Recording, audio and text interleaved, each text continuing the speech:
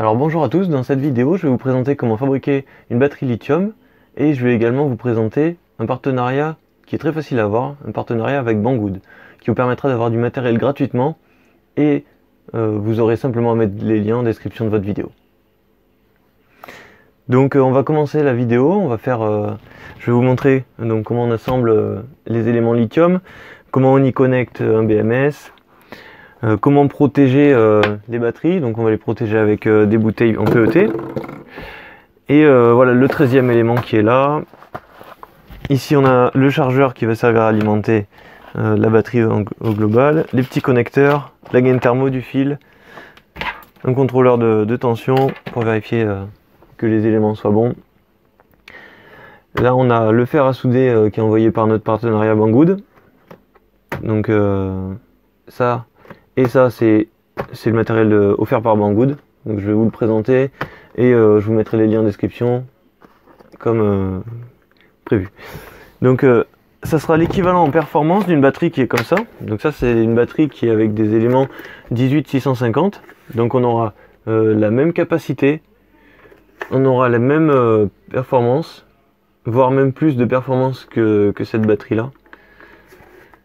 Et même une meilleure longévité. Donc j'ai déjà réalisé des batteries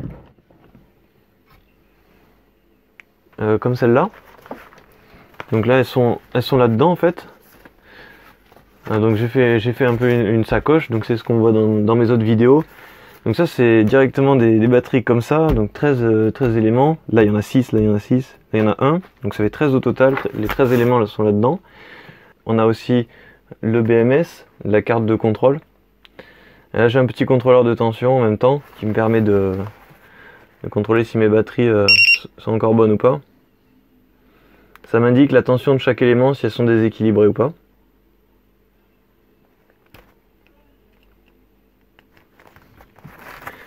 J'ai également cette batterie là que j'ai fabriquée récemment. Donc toujours dans les sacoches, c'est quand même beaucoup plus pratique. On peut y mettre du matériel. Voilà, donc là on peut voir le connecteur de charge. On peut voir aussi le connecteur d'alimentation qui est là. Allez, tous les éléments sont là-dedans. Donc celle-là je l'ai faite un peu plus compacte. J'ai retiré les éléments de protection. Mais là ça va pas être le but. On va plutôt faire une batterie qui est vraiment solide, qui résistera au choc quand même. Donc en termes de prix, là on a entre 80 et 105 €. Ça dépend si c'est une promotion ou non. Moi je les achète souvent en promotion, ces packs. Donc là vous pouvez voir c'est du... Donc 10 c'est la capacité, c'est en ampères par heure. C'est équivalent à ça. 10 000 mAh. Ici vous avez le nombre de cellules. Donc ce sont des cellules en 3,7 volts. Donc ça vous donne une tension de 22,2 volts. Alors c'est pas le maximum, c'est une tension nominale. Le maximum sera aux alentours de 25 volts. Donc ce qui est important dans ces batteries là, c'est la capacité, donc en ampères par heure, donc 10 ampères pendant une heure. On va pouvoir décharger à 10 ampères pendant une heure. Donc on a également cette valeur là, 12 24C. Donc là ce qui est important de savoir, c'est que ça c'est le courant de décharge. Donc si on a 10 ampères par heure et qu'on a 12C, donc c'est 12 fois la capacité, donc 12 fois 10, on aura donc 120 ampères minimum admissible. Donc si on a besoin de consommer 120 ampères, la batterie pourra nous les fournir. Et on a le tiré avec 24C, donc 24 fois la capacité, donc 24 fois 10, 240 ampères. Donc on aura maximum 240 ampères avec une batterie comme ça. Donc la limite, ça va être ce que notre BMS pourra fournir. On a utilisé un BMS de 35 ampères. Donc 35 ampères égale 3,5C. Donc on voit qu'on est largement inférieur à ce que peut fournir la batterie, donc on est bon. Donc sur le BMS on a 35 ampères en courant continu. Enfin, mais on peut avoir des pics à plus à environ 80 ampères. Donc si on a besoin par exemple d'accélérer et de consommer 80 ampères, on pourra les avoir. Alors première étape, on va assembler les éléments lithium. Donc alors là j'ai un 13e élément qu'on peut acheter en Chine. Alors.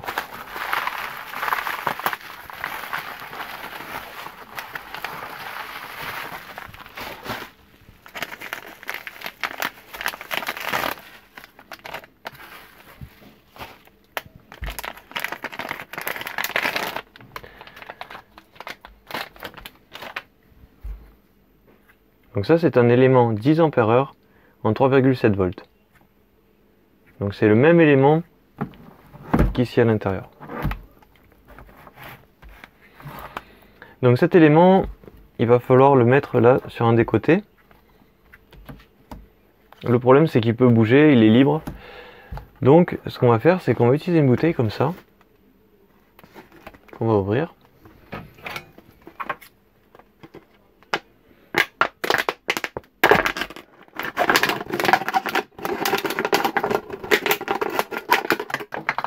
Voilà.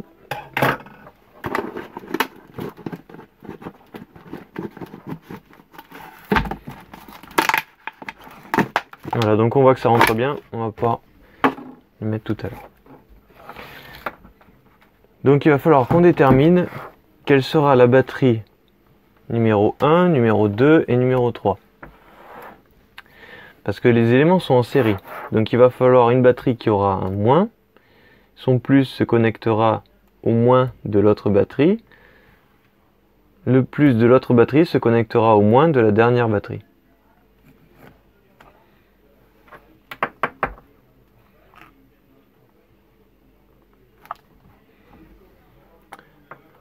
Donc on va les noter. On va dire que le moins, ce sera celle-là. Donc celle-là sera la première batterie. Le moins se connectera au plus. Le plus de celle-là se connectera au moins de celle-là. Donc celle-là sera la batterie numéro 2. Et donc celle-là la batterie numéro 3.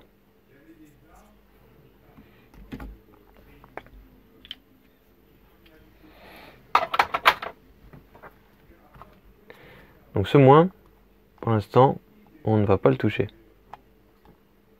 On va le laisser là. On va éviter qu'il y ait des courts-circuits.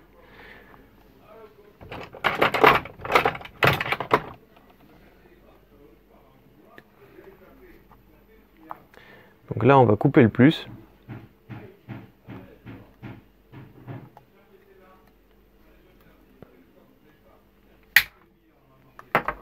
Voilà. Et ici, on va couper le moins.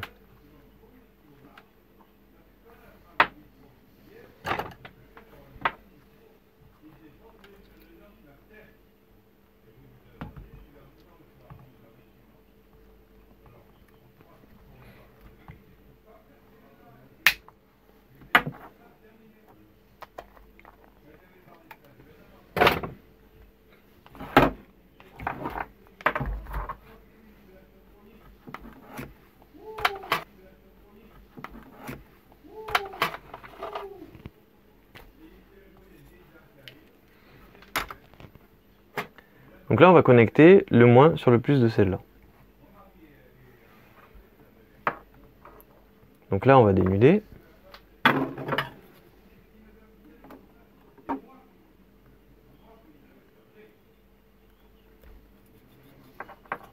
Voilà.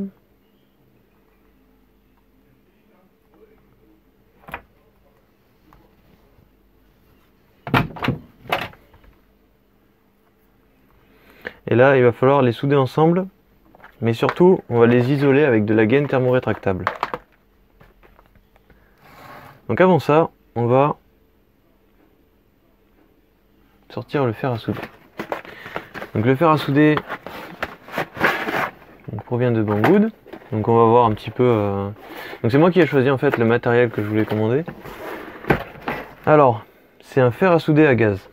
Donc les avantages principaux, c'est qu'il n'y aura pas de fil. Donc on a une recharge de gaz qui est là. On a un petit bouton d'alimentation qui est là.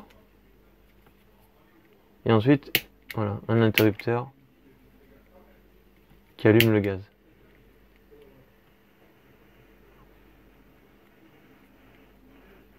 Donc là, le fer à souder est en train de chauffer. On peut le voir rougir.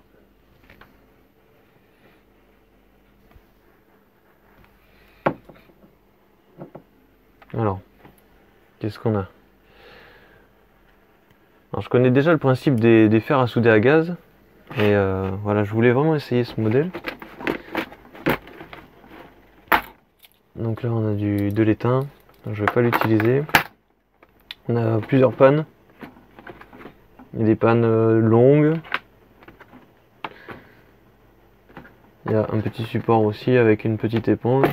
Bon, ça, c'est des petits accessoires. Donc, le plus important, c'est ça. On va essayer de suite. Je vais prendre mon étain habituel.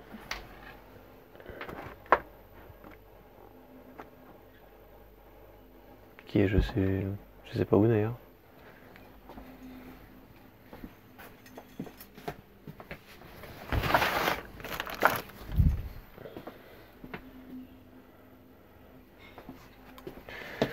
Voilà, alors on va essayer directement.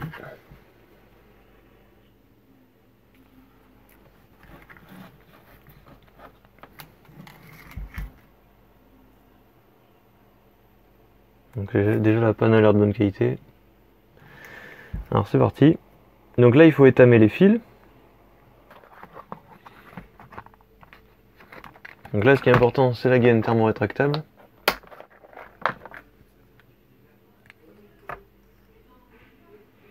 Voilà, qu'on place évidemment avant. Dessous des fils ensemble.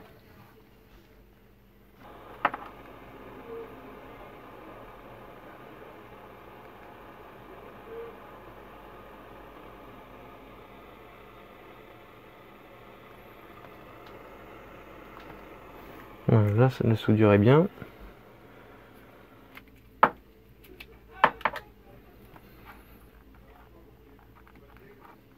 On place la gaine thermorétractable.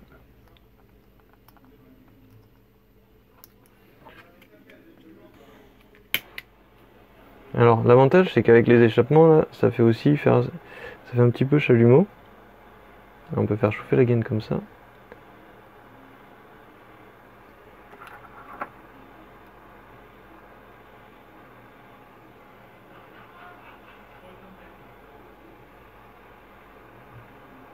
Voilà. Alors on prend un petit voltmètre, on va mettre sur 20 volts courant continu. Donc 20 volts c'est le maximum admissible. Donc là ce qu'on cherche c'est la polarité, on ne cherche pas vraiment la tension. Donc je mets le moins à droite, et puis à gauche. On est à 3,8 volts, donc là j'en conclus que le moins est à droite. On inverse les deux. Moins 3,8 volts. Donc le moins est bien ici.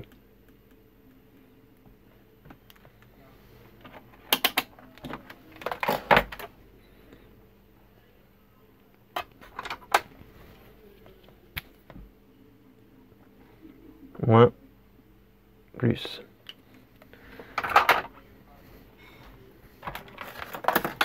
Toujours vérifier que le COM soit sur le noir. Si vos deux fils sont inversés, vous nous indiqueront une tension qui ne correspond pas. Si le rouge est connecté à la place du noir, vous aurez des polarités qui seront inversées.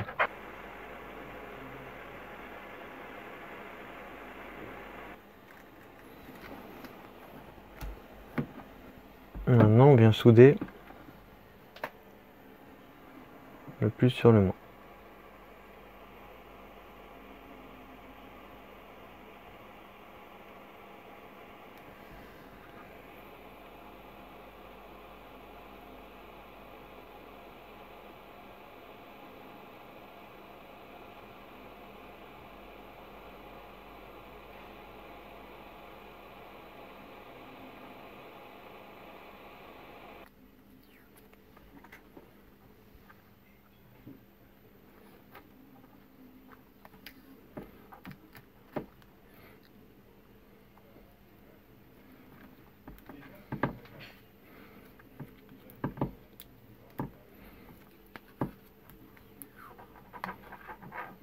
Maintenant on a le fil plus général qui est là.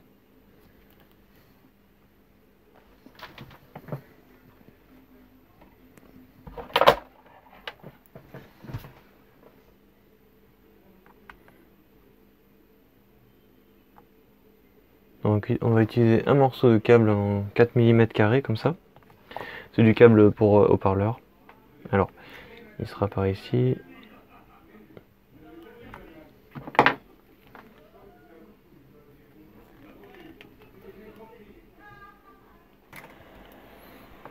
Maintenant, on soude le plus.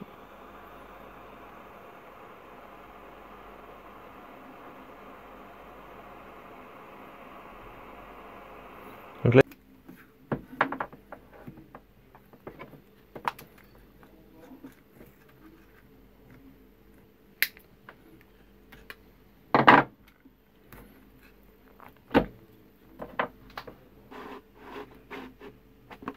je vais couper l'arrière.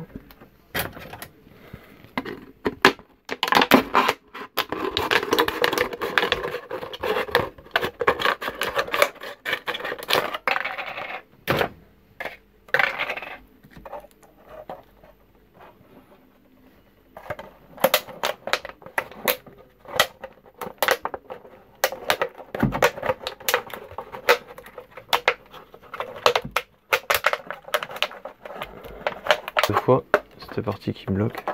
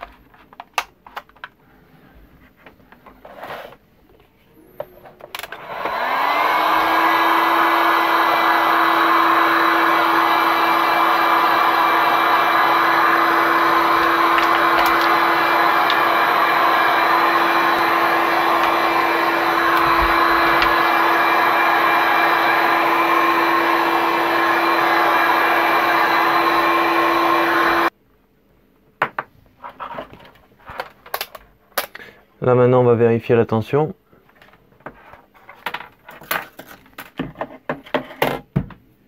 On doit avoir aux alentours de 48 volts à peu près. Donc le moins sur le moins.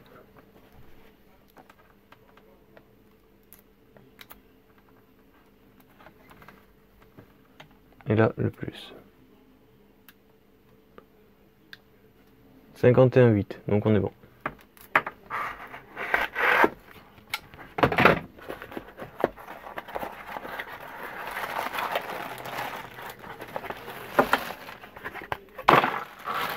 Voilà donc le BMS qui a été envoyé pareil par Banggood.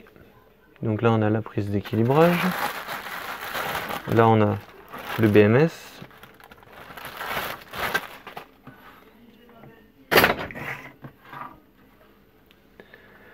Alors la prise d'équilibrage du coup viendra se brancher ici.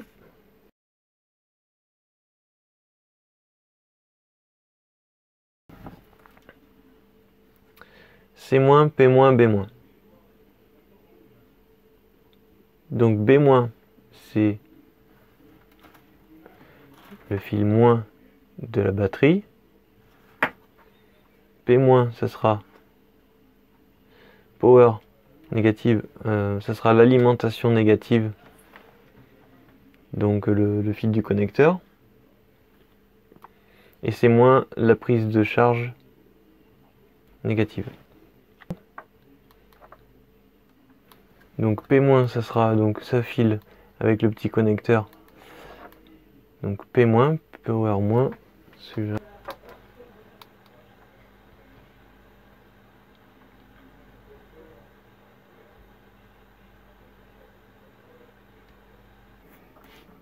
Alors maintenant on va connecter le moins de la batterie sur B-.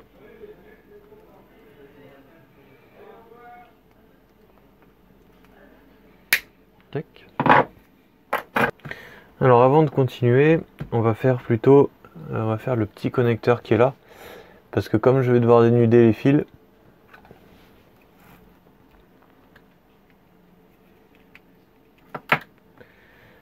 je risque de faire un court-circuit, donc là on n'a rien qui est connecté. Voilà. Alors pour ça, moi j'utilise des petits connecteurs type plug.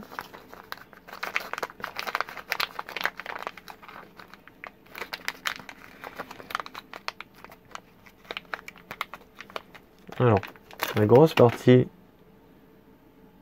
c'est le plus et le petit côté c'est le moins. De toute façon c'est marqué là, moins, plus. Alors, là du coup, je vais dénuder les fils. Et je vais garder un petit peu l'isolant qui est entre les deux.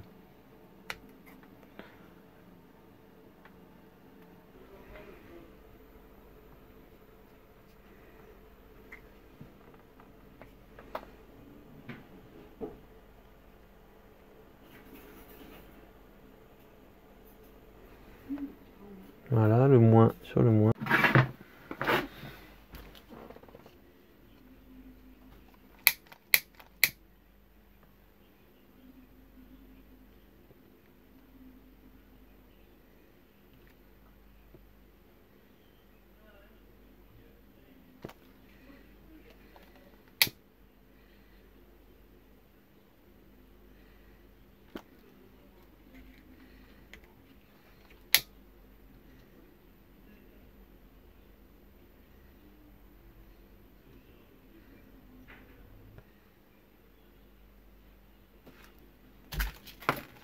On peut connecter la batterie.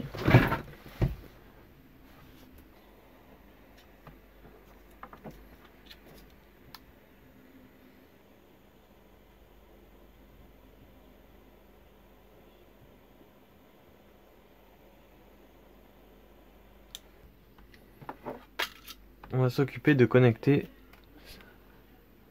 la balance. Donc, le principe, ça va être que le fil noir sera connecté sur le moins.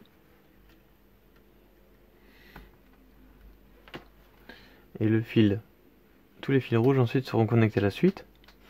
Et celui-là, donc, ça sera le plus de la batterie.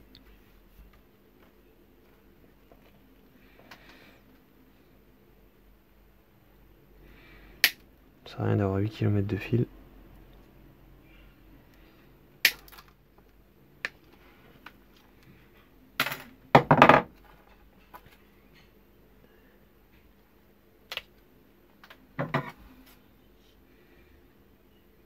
Donc à chaque fois, on va dénuder les deux.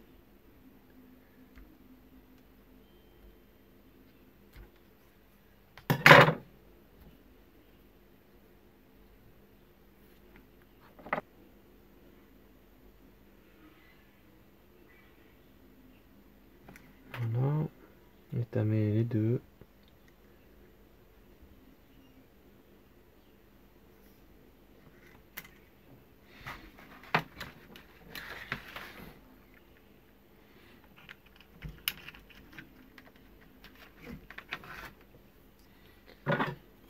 On va y placer un petit bout de gaine thermo-rétractable.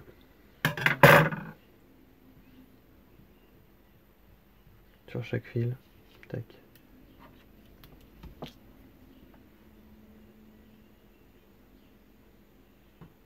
On les soude ensemble. On met la gaine. On chauffe. Et pareil pour tous les fils. On peut faire comme ça. Donc alors le suivant c'est le blanc.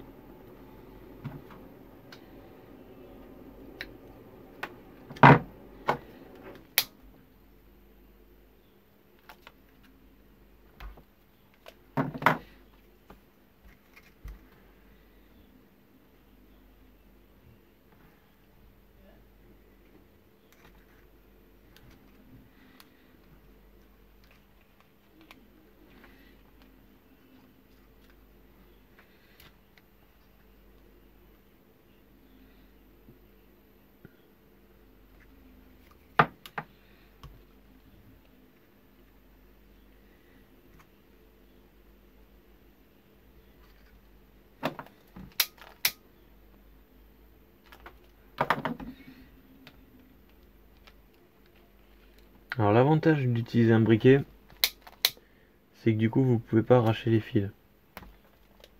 Vous tirez juste avec votre ongle. Voilà, alors, il est où ?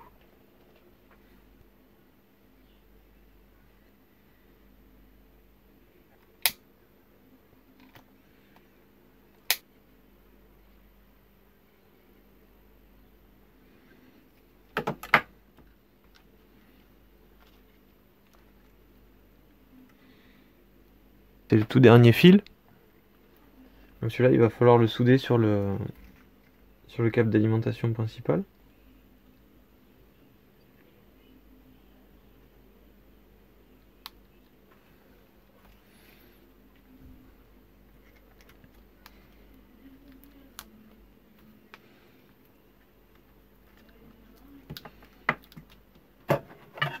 Il y a un emplacement, il faut surtout pas se tromper. Voilà. Donc là c'est bon. Maintenant on va pouvoir connecter une prise chargeur.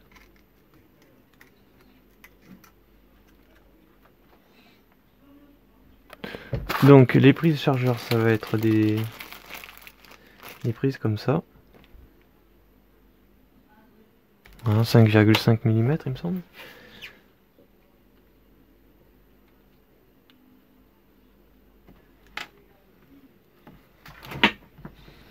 On va utiliser du fil de bonne qualité quand même.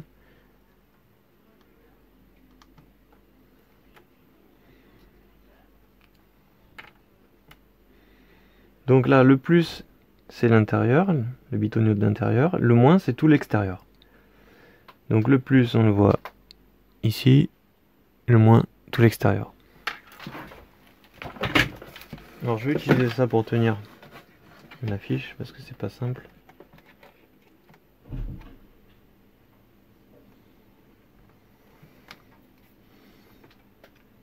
Voilà, donc le plus est soudé là sur le centre. Maintenant je vais essayer de souder le moins. Donc le moins il est sur l'extérieur. Je vais souder ici.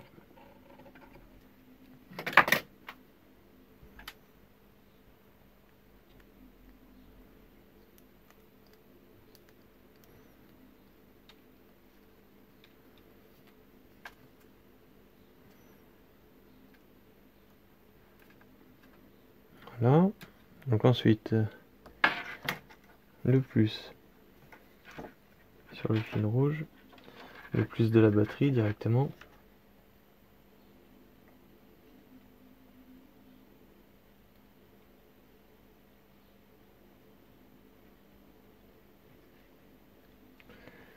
Le moins surcharge moins. Du BMS.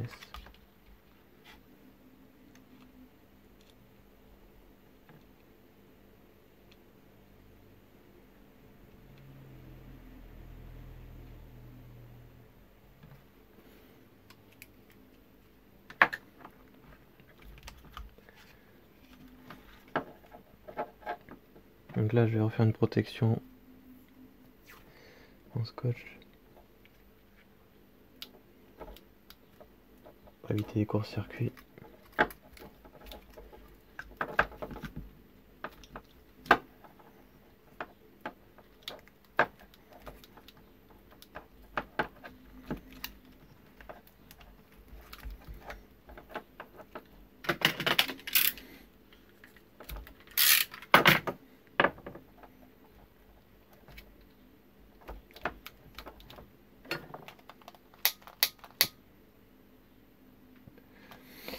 On chauffe le scotch pour donc ce fil là, ce fil là.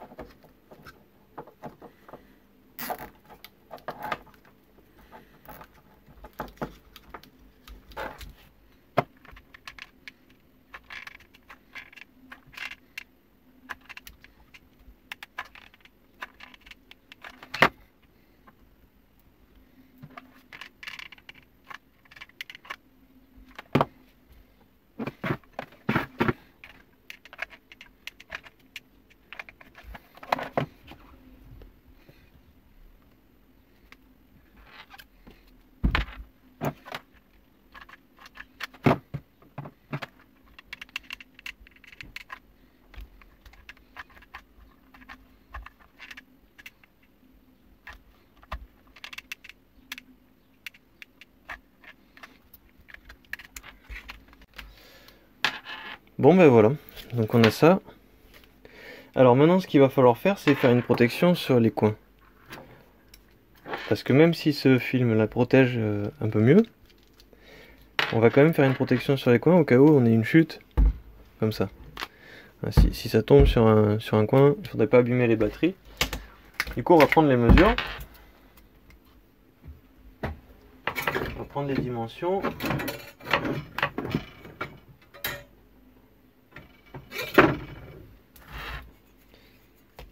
Et on va faire ça avec l'imprimante 3D. Donc alors, on a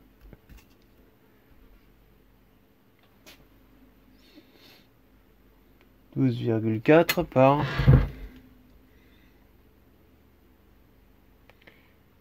12,4 par 6,7.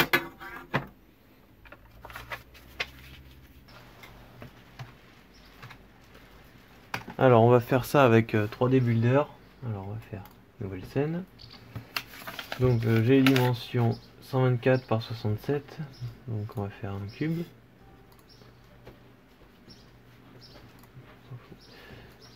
Alors.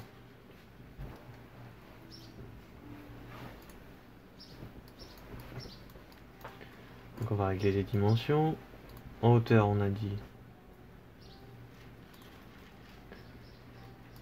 Z 20 mm.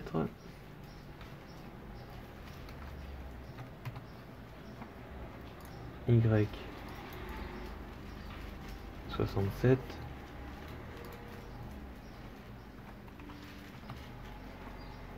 X 124.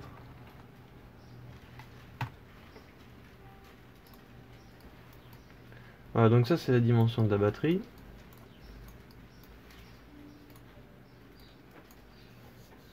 C'est les dimensions intérieures qu'on veut. On refait un cube. Donc on va le faire plus grand de... On va le faire d'une épaisseur de 3 mm. Donc Z 23. Donc 20 plus 3.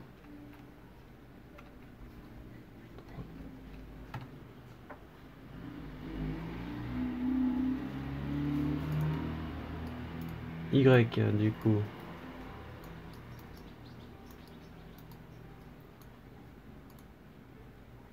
67 plus 6, 73.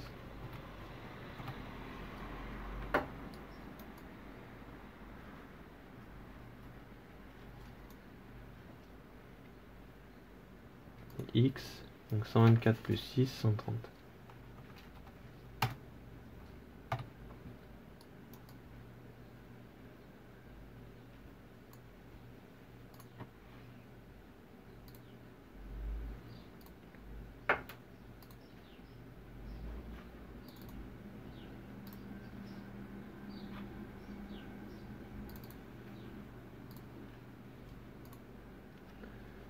0.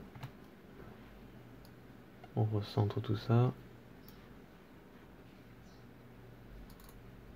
Z, du coup plus 3 mm.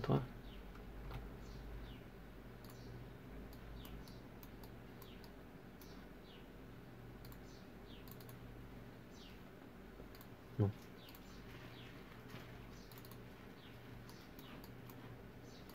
« 23 mm.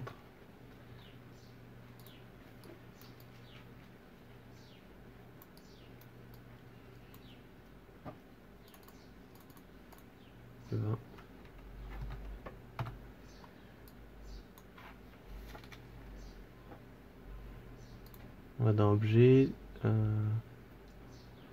faut soustraire, modifier, soustraire. Alors là ça l'a creusé, on va revenir en arrière.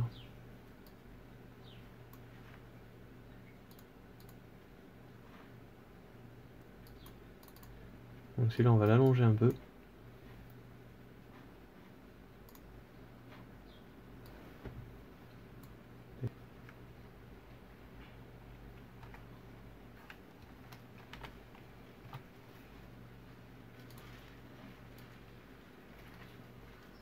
Et là on soustrait. Voilà, donc là on a la pièce qu'on veut faire. Alors tout le fond va pas nous servir à grand chose. Voilà, on va le creuser.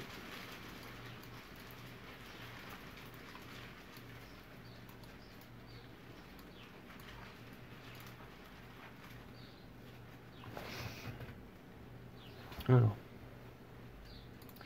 on va insérer un cylindre.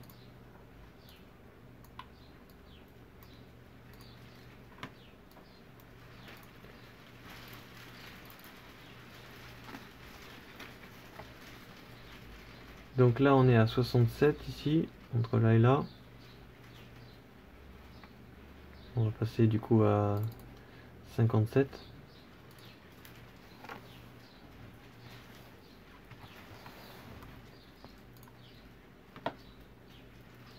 Non, pardon, 124.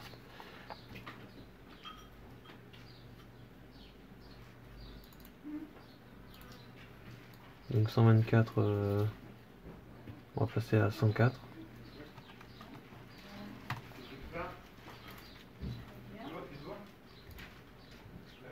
Y. Donc 67. On va passer à 57.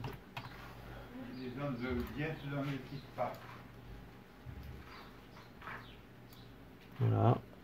On soustrait. On se retrouve avec une pièce comme ça. Ça ira très bien. Donc on enregistre le projet.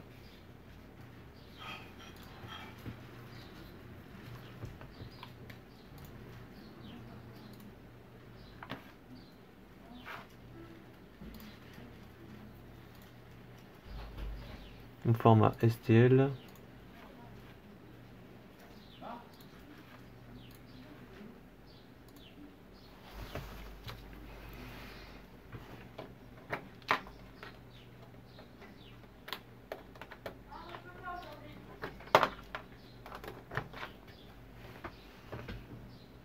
On lance Dagoma, le logiciel de Dagoma.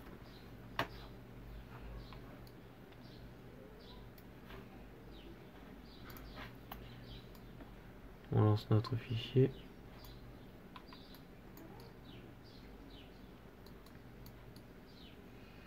En qualité, on va faire rapide. On fait préparer l'impression et c'est parti.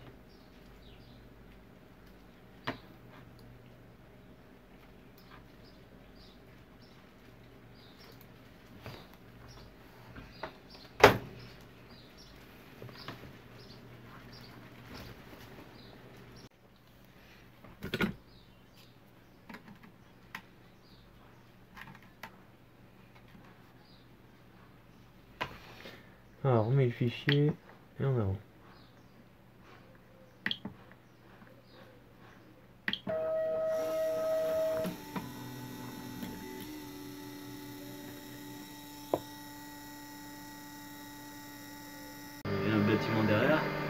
ben, sur un portable comme le Galaxy S9, ce sera tout détaillé, alors que sur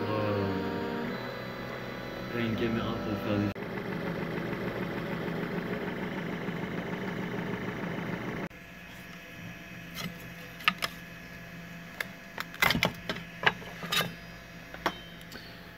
Voilà, donc là c'est fini d'imprimer, on va pouvoir l'utiliser.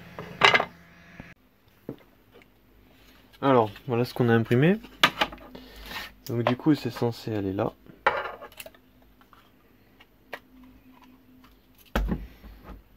Voilà, nickel.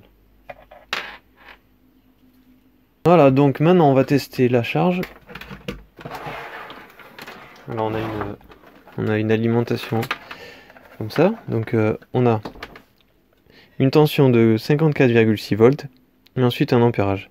Un ampérage en fait il indique la vitesse de chargement.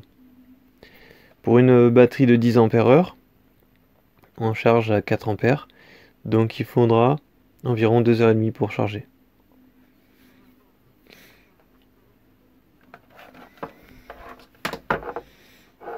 Donc là je branche l'appareil.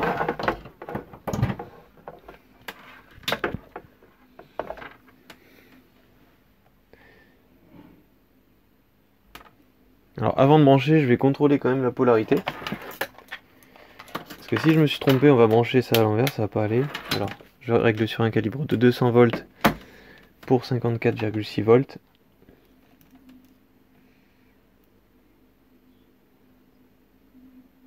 Voilà, tension positive, plus 52, donc c'est bon. J'ai branché comme il faut. On branche, et là ça charge.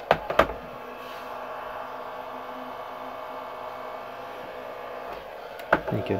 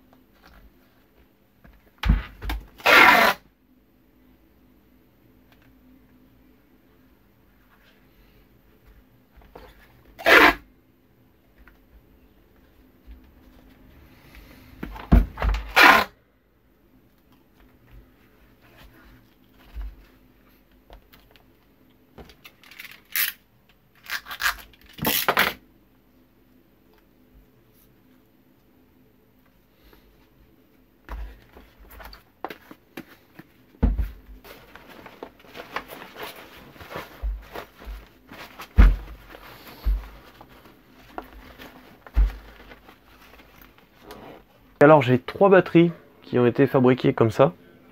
Donc j'ai celle-là, celle-là et celle-là. Celle que j'utilise depuis le plus longtemps, c'est celle-là. Celle-là, bon, c'est j'avais mis un petit BMS dedans, 15 ampères. Alors ça fonctionnait très bien pour le véhicule de 1000 watts et le vélo électrique.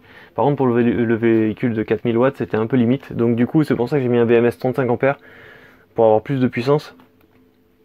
Donc voilà. Ici, j'ai également un BMS de 15 ampères. Donc là, celle qui délivrera le plus de puissance, ça sera celle-là. Mais voilà, il y a 3 batteries que j'utilise comme ça qui fonctionnent toutes parfaitement. Il y a ma plus ancienne batterie, il y a un élément qui était HS. J'ai commandé un élément sur AliExpress et ensuite je l'ai remplacé. Ça m'a pris 1 heure à tout casser, ça m'a coûté 25 €. Mais il faut savoir que la batterie a environ 5 ans. C'était des éléments en plus que j'avais acheté d'occasion.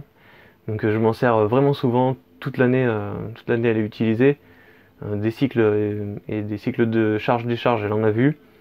Donc c'est vraiment fiable, c'est vraiment performant. Je vous conseille de faire ce genre de batterie, parce que les batteries 18-150 c'est plus compliqué à fabriquer. C'est vachement plus galère, il faut un certain poste à souder, qui vient souder les pattes à chaque fois. Donc là ici vous avez juste à couper un fil, les relier ensemble, ensuite découper tous les fils d'équilibrage, et puis les connecter sur le BMS. C'est vraiment beaucoup plus facile à fabriquer que les batteries 18-150. Ça marche? Voilà, on connecte du coup le câble d'alimentation.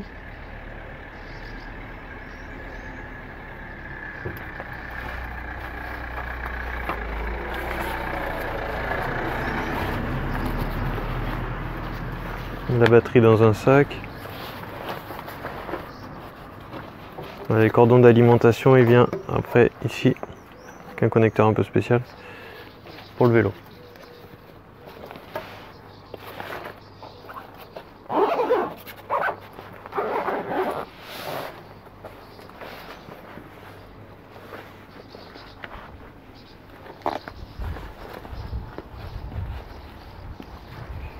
Donc on va tester.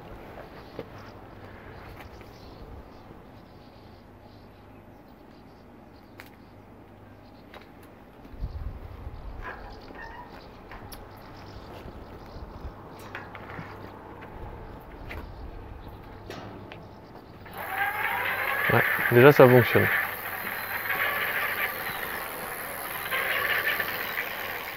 Maintenant il faut tester en roulant parce que on sait jamais.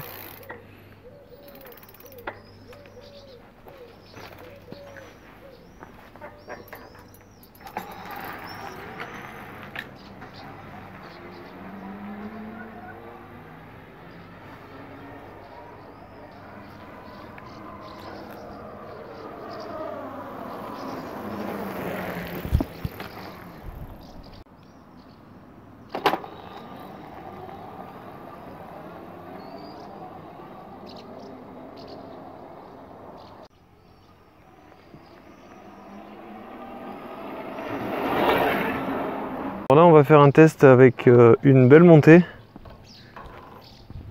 Donc pour voir si ça arrive à sortir suffisamment de courant. Donc là ça monte comme il faut.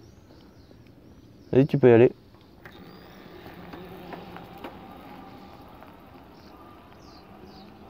Donc là ça monte vraiment beaucoup.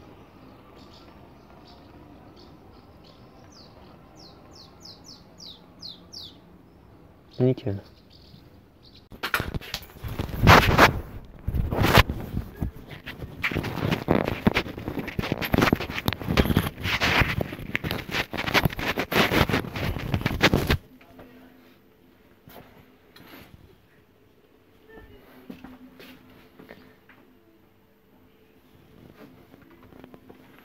Voilà, c'est terminé pour cette vidéo. Donc voilà la batterie terminée.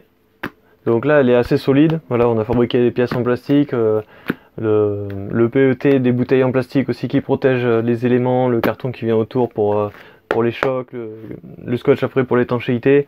Donc après vous placez ça dans une sacoche ou dans un sac à dos. Vous pouvez prendre aussi votre chargeur avec. Donc pour ce qui en est du prix, alors moi c'est des batteries Turnigy que j'ai acheté 80 € en promotion. Donc ça faisait 160 les deux. Un élément supplémentaire ça coûte 25 € en Chine. Donc j'étais à 185. Le BMS, donc je l'ai eu gratuitement avec le partenaire Banggood. Il vaut, je crois, une vingtaine d'euros à peu près. Donc ça fait une batterie avec son chargeur, une vingtaine d'euros aussi. Une batterie qui revient à peu près entre 200 et 250 euros en fonction de ce que vous prenez. Vous avez 10 ampères-heure, 48 volts. Moi je m'en sers pour alimenter mes voitures électriques, mon vélo électrique, ma vélotinette, enfin pas mal de choses. C'est vraiment performant, il y a longtemps que je les utilise. Voilà. Alors il faut un BMS quand même de qualité, là le BMS fait 35 ampères. Ça permet d'avoir un véhicule entre 1500 et 2000 watts de puissance. Donc pour ce qui en est du partenaire Banggood, alors pour avoir ce partenariat il faut être youtubeur, il faut faire des vidéos. Et vous contactez Banggood sur Banggood France et vous leur dites que vous faites des vidéos et que vous aimeriez un partenariat. Ils vont vous proposer de vous envoyer pour 80 euros de matériel pour la première vidéo. Donc c'est vous qui choisissez le matériel que vous voulez pour environ 80 euros ou moins. Et eux ensuite vous envoient le matériel, vous le recevez, vous testez comme je viens de faire. Et ensuite vous le marquez en description. Ils vous donnent les liens et vous mettez ces liens là dans la description. Donc pour ce qui en est du fer à souder et du BMS que j'ai eu avec mon partenaire Banggood, alors je dirais que le BMS déjà ça me convient largement. C'est un BMS qui est quand même de qualité. Quand même, il peut délivrer 35 ampères en continu, 100 ampères en pic. Donc 100 ampères en pic, ça revient à 50 volts fois 100, donc 5000 watts. 5000 watts, moi ma voiture électrique fait 4000, donc si je veux accélérer, j'aurai pas de problème. J'aurai quand même mes 4000 watts en instantané, et je pourrais pas par contre accélérer longtemps. Mais en tout cas, pour un véhicule de 2500 watts, ça fonctionne parfaitement, il n'y a aucun problème. Ensuite, pour ce qui est du fer à souder, c'est un petit fer à souder qui est très pratique, sans fil, donc on recharge avec une bouteille de gaz de temps en temps. Mais là, l'avantage, c'est qu'on peut bricoler n'importe où avec ce fer à souder, pas besoin de se brancher avec de secteur, pas un gros câble qui gêne, et en plus il est silencieux, il y a juste à réduire un peu la puissance. Il peut rester allumé en continu comme ça, c'est vachement pratique. Et j'ai pu tout souder avec, donc il délivre suffisamment de puissance. Parce que des fois j'avais quand même des grosses soudures à faire. Ça a quand même réussi à les faire, il n'y avait pas de problème particulier. Donc c'est un fer à souder, j'en suis assez content. À voir après sur le long terme ce que ça donne. S'il est fiable, s'il va casser, je sais pas. Donc voilà. Mais en tout cas, le matériel pour l'instant, il me convient très bien. Donc voilà. Merci d'avoir regardé cette vidéo et à bientôt.